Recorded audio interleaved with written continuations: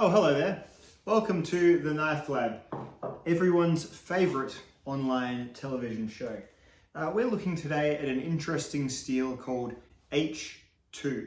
So H2 steel is a perpetually stain-proof steel, or so we would believe. We're going to look today at H2 steel and see how it performs in stain-proofness, as well as in an edge retention test-off with LC200n and Magnacut, two other stain-proof steels, or as is suggested by Spyderco, and their inclusion of those other steels also in the Salt line of knives. So what I've been cooking in the last few days is what I hope to be some tackle box style environs that have been the subject of an ongoing test and comparison of H2 steel. Let's take a closer look. All right, so what we have here is some conditions that I was hoping would replicate an average uncared for tackle box. So, things get used and in their excitement, they just get hastily put away in a somewhat moist environment. And that is definitely where the virtue of a stain or rust proof knife would come in. So as you see here, I've put two things that might well be in a tackle box: a Leatherman and also the H2 Stretch 2 XL by Spyderco.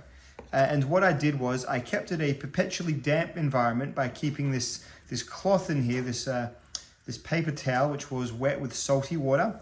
And then I left it out in the sun to evaporate, and then I put the lid on it for a while, for another couple of days, for it to get all steamy. So this is about the most horrid environment you could be in if you were a knife that wasn't particularly stainless.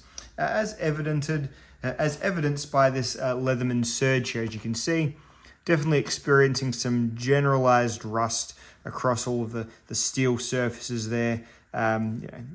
Gone through the pliers just a little bit. I'll of course clean all this off and restore this Leatherman surge to as new conditions, but definitely wanting to show how a bit of a forgetful knife placement can lead your at least surface conditions a little bit astray.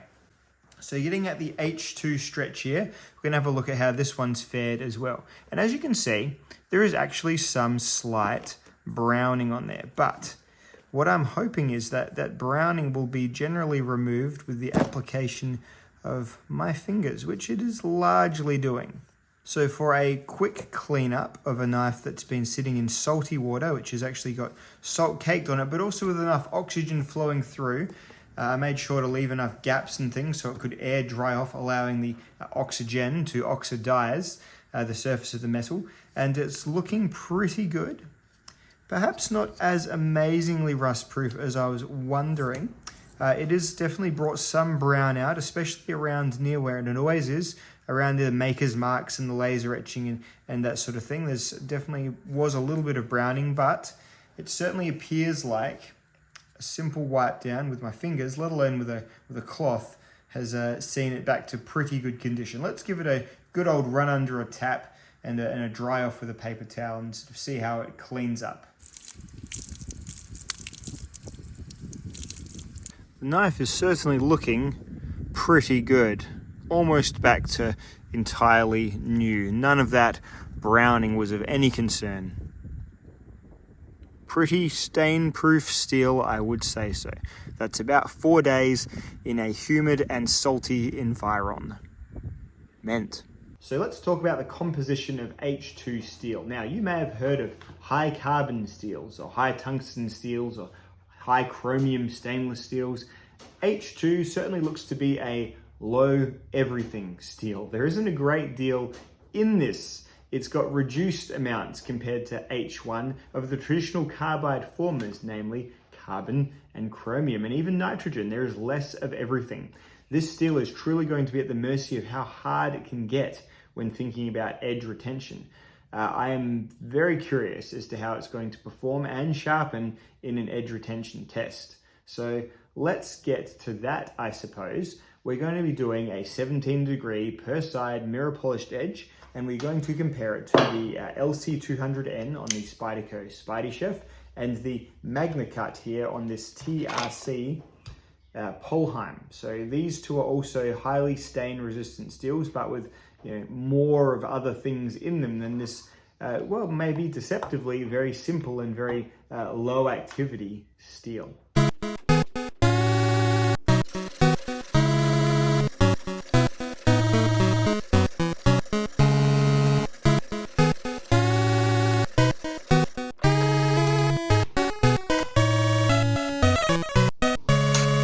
Well, if I can say one thing for H2 steel, nice sharp edge, that is possibly the easiest steel I have ever sharpened. This felt like sharpening Victorinox steel. So whatever that bodes for the edge retention, I can't say just yet, but very nice sharp edge, 17 degrees per side. Comparable to the next set of knives, let's do the twisted sisal rope cut test.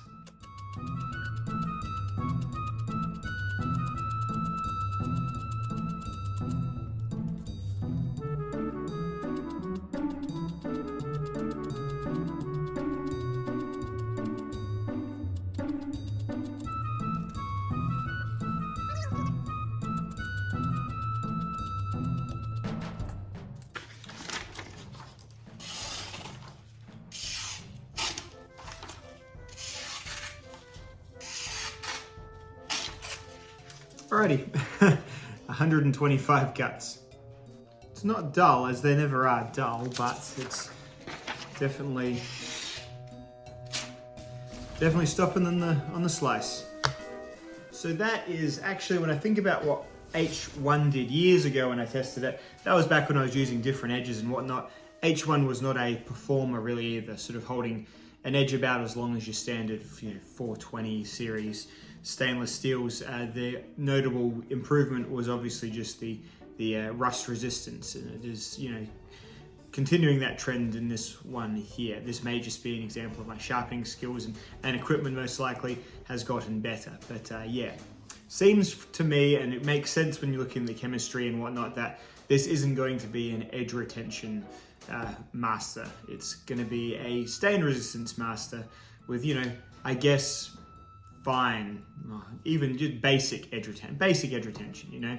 It'll retain for about as long as like a 8CR or 420 HC maybe, or perhaps something slightly better than those, but not a great deal more.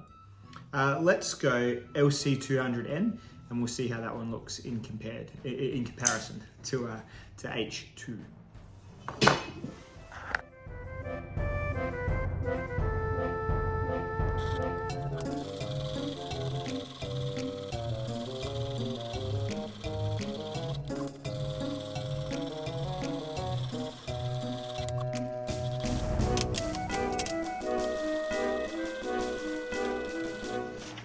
LC200n, classic steel, one of my favorites. Takes a really nice sharp edge. Always feels to me like super stainless S30V. That's how it kind of always has performed as well. Let's see how it compares to the 125 of the H2 steel. Of course, doing the same rope cut test until it no longer slices a held sheet of paper.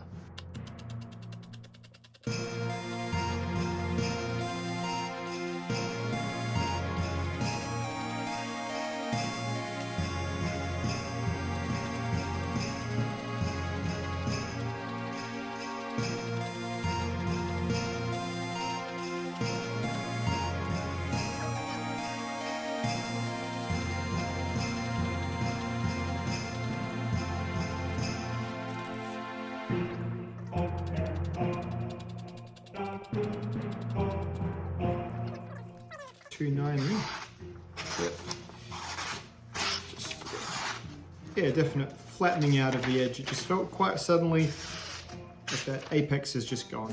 290 on the LC200n.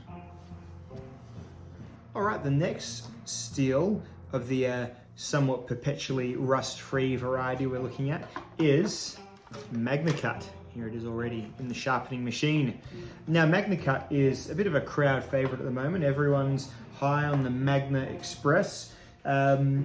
As a user steel, I've had very little by the way of complaints. It's got about the best balance of those three core attributes: the edge retention, the toughness, and the stainlessness that you can possibly get. It maxes out all three of those stats if possible. As a sharpening steel, I've never really had a massive problem with it. It's certainly not as easy to sharpen as it was that. That's crazy. So we'll make sure we get the same 17-degree edge on it here. There it is. And we'll sharpen it, and then we'll do a paper cut test, and we'll see how that goes. So just for clarity, we've got 125, and we've got 290 on the LC200n, and we'll see how Magnacut goes.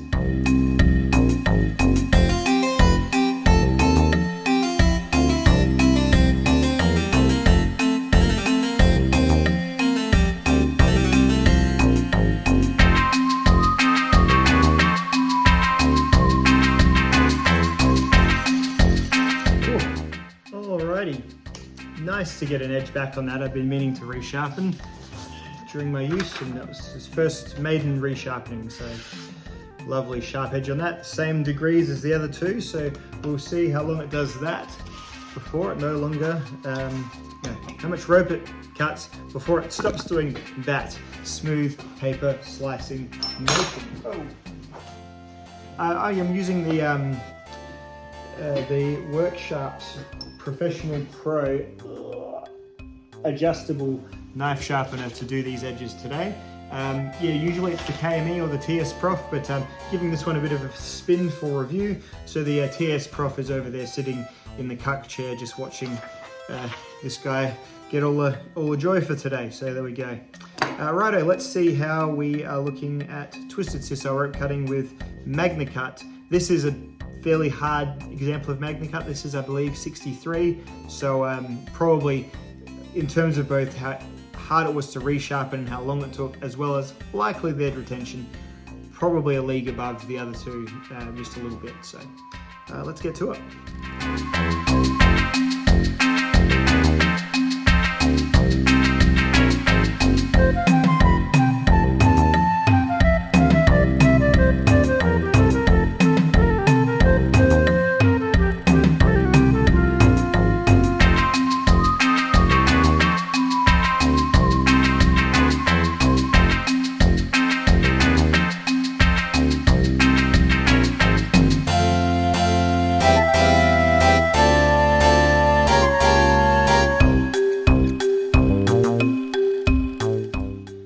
Stop there at 750. It's probably still slicing, but I'm actually out of rope, and I guess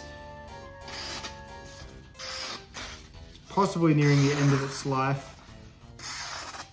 Slight hiccup there, but yeah, no more to cut. So put this, it's between 750 and 800, I think would be the result.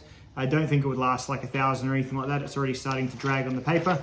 So, well, not already, but as you can see, you're getting about twice the edge retention of LC200n, which in turn has about twice the edge retention of H2. Well, in terms of some attributes, let's look at sharpening. H2, I always get teased for saying H. H2 is by far the easiest to sharpen. Felt much easier than LC200n and so much easier than the Magnacut, but quite predictably, it has got the lowest edge retention by far, especially compared to the Magnacut, but even it's about half the edge retention of the LC200n, maybe even a little bit less than half. In terms of stain resistance, well, I've only really showed you as a proof of concept how this works as a stain resistor. So what I'm going to do now, I'm going to put these three knives back into the tackle box simulator, leave it outside for a few days, and we'll see how them surfaces look. They're all naked steels. And we'll come back and we'll see how they all look. I'll try and find a control knife to put in there as well. And yeah, should be interesting. So I'll clean them up just with some water and then do the ultimate corrosion test. Alrighty, so I've got my container. We're just going to put the three, put some paper towel on the bottom, which will stay moist.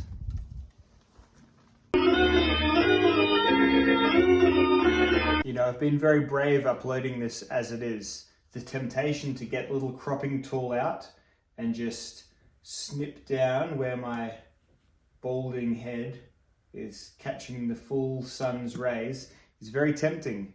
But I'm in my late 30s now, and I need to be, ready for the things that just happen when a body naturally ages. And instead I resolve to look after the parts that I can proactively change and not worry about the things that are beyond my control.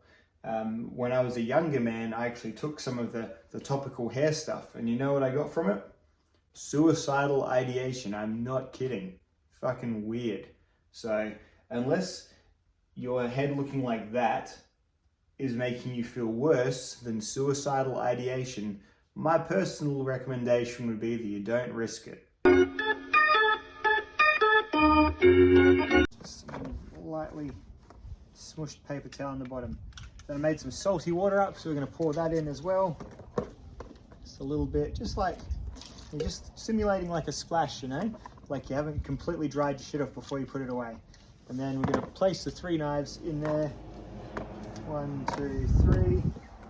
Drape some paper towel, just a little bit on each of them, just simulating like a haphazard situation where they've not been put away properly. And then I'm going to leave them out in the sun. I'm going to start off with it in the sun with the lid on, just to make sure it gets nice and steamy in there. And then, this is going to be a couple of days, a few days time. I'll let you know how long it's been once I take it out, and we'll see how all 3 of them compared.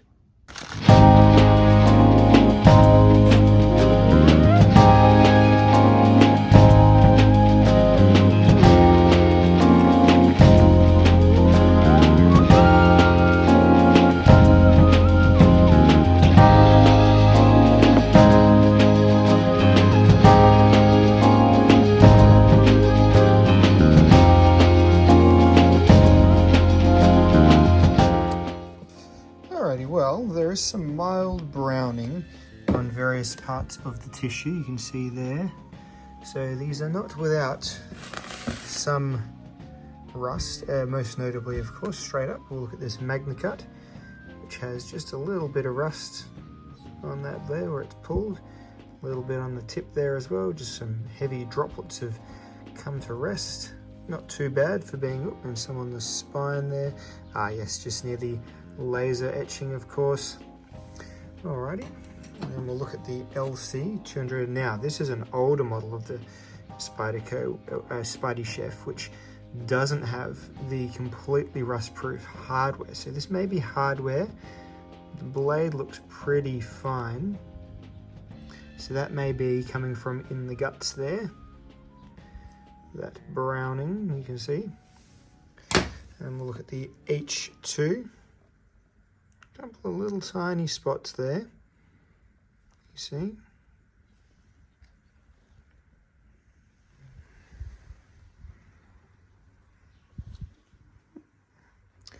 Pretty minuscule. Oh, and they just wiped off, so nothing too bad on either of them. The Magnacut is probably the most affected. That doesn't just wipe off, so probably goes Magnacut and then maybe a tie between these two for overall rust resistance. As in, this is the worst, and then these two are probably about the equal footing, I suppose. And of course, all 3 of these are amazing. They're in this salty water for 4 days, various states of being steamed and whatever, and yeah, pretty good. Right, and most of the water has evaporated, apart from a little bit on this end here. So yeah, pretty impressive, all 3. You're definitely getting a substantial boost in many other attributes with this guy here. Definitely a boost in edge retention with this guy here, and this is generally mainly focused on being a very stainless steel rather than edge retention. So that's my take on them 3 steels. Well, that's the video. I hope you've enjoyed this little take on H2 H2 steel. Pretty impressive stuff if you ask me, in terms of resisting rust. However, I'm not sure why you would quite choose it over LC200n, because LC200n seems to do about the same thing, but just also holding an edge for a fair bit longer. Maybe if you're looking to build something that you're planning on leaving out in the elements, like this would probably be great material to make, like, I'm sure they do make, like, you know, building fixtures and things with, maybe. But aside from that, for a knife, I would certainly choose LC200n over this, because they're generally about the same price in the varying salt knives as well. The Spidey Chef's a more expensive pattern, but you can get Pacific salts, I believe, or Atlantic salt. The green one I've got, you can get those for about the same price as a knife in H2 as well. So just a thought. I'm not sure quite why the rush to H2 over H1. I'm not sure. I guess the answer is because we could, damn it. And I guess that's a perfectly fine answer after all. So that's the video. I'll see you all in the next one. Goodbye.